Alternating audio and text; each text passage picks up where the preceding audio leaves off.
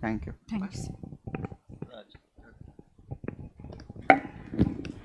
The next speaker is Dr. Anjali Prabhakar, and she'll be talking on clinical profile of childhood exotropia in a tertiary eye care center in Kerala.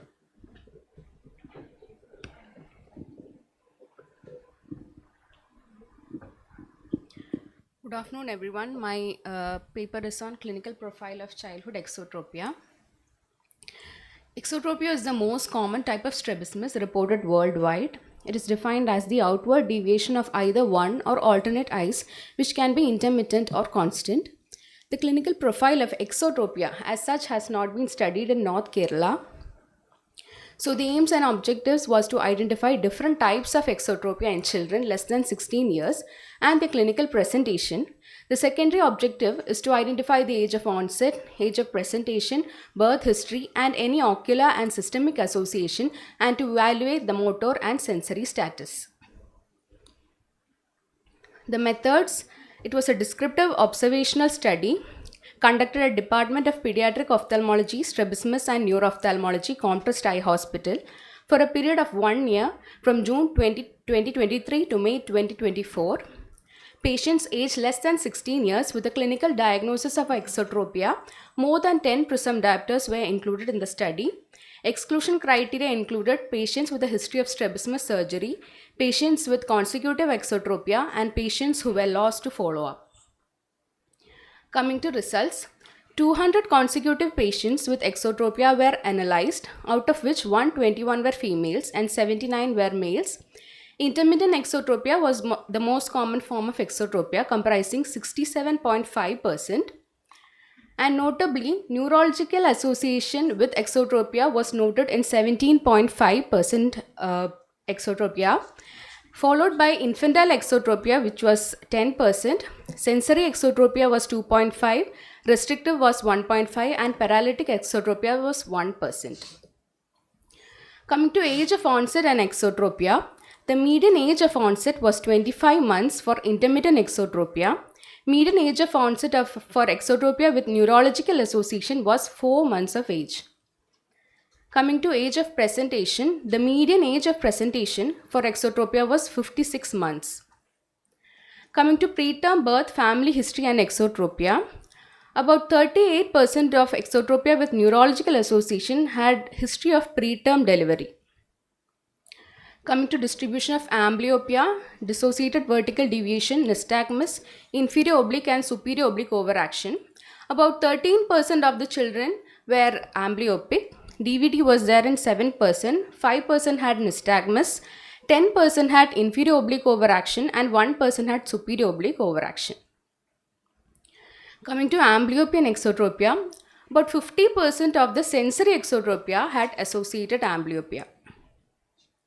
Coming to distribution of refractive errors, the most common refractive error we got was myopic astigmatism in 40%. There was no refractive error in 30%, and the least common was hypermetropia. Coming to distribution of patterns, in 70% there was no pattern strabismus, 25% had a V pattern, and 5% had an A pattern. Sensory evaluation was performed in 122 cooperative patients. The Words 4-dot test was done for distance as well as for near. Binocular single vision was present in 35% for distance and in 56% for near. Suppression was there in 50% for distance and in 30% for near. Diplopia was there in 15% for distance and in 14% for near. And stereopsis was absent in 22% of the population. Coming to discussion, the most common type of exotropia identified was intermittent exotropia, which was 67.5%, which was keeping up with the current literature values. Notably, 17.5% of the patients had exotropia associated with neurological conditions. So, the reason for such a high prevalence of exotropia in CNS abnormalities could be due to the damage to the brain during the critical period of development, that is the initial 3 to 4 years of life. Our study also reported median age of presentation in 56 months.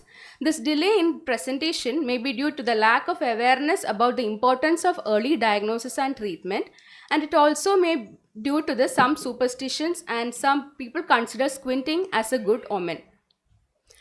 Exotropia with neurological association had significantly more number of cases with preterm delivery, that is 38%, than other types of exotropia with a p-value of less than 0.05%.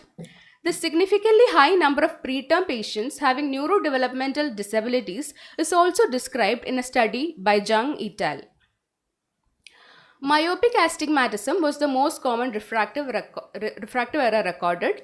So, uncorrected myopic astigmatism and myopia are associated with defective accommodative convergence. This defective convergence can lead to exodeviations. Intermittent exotropia has significantly better fusion at distance and near compared to other types of exotropia with a p-value of less than 0.001%. This result is comparable to a study by Feridi et al. On childhood intermittent exotropia, which reportedly got fusion at distance in about 54% and at near in roughly 80% of cases. To conclude, intermittent exotropia was recorded as the most common form of exotropia. Exotropia associated with neurological cases were high in number, which had significant association with preterm delivery. Myopic astigmatism was the most common type of refractive error recorded, which emphasizes the importance of correction of refractive errors in management of exotropia. The findings further indicates the need for early screening and intervention, particularly in high-risk groups such as preterm infants and those with neurological conditions, to improve visual outcomes and reduce the burden of amblyopia. Limitations of the study: the accommodative and vergence facility has not been looked into in the study. These are my references. Thank you.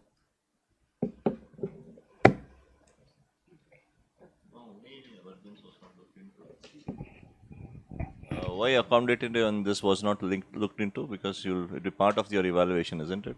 Yes, but some children were not so very compliant, so we couldn't look into the And what other reason could be for your high prevalence of neurological issue apart from what you mentioned? preterm delivery was there. Then low birth weight babies were also high, but we did not get a statistically significant value in low birth weight babies. It could be. Could there be if other centers do it, will they get the same sort of a value in their demography in their cohorts? There was only one study which I got, But that is which not had from India, no? no, not from India.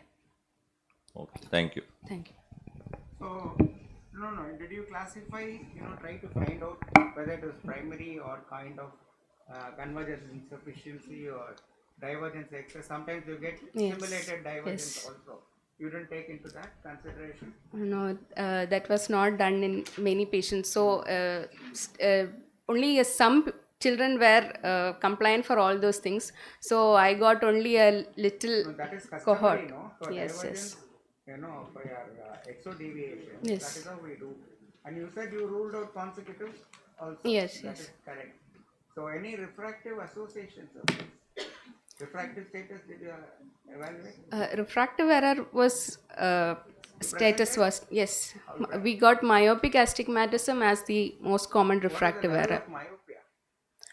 Myopia, it was between moderate myopia, 2 to 4 diopters and all we got, sir.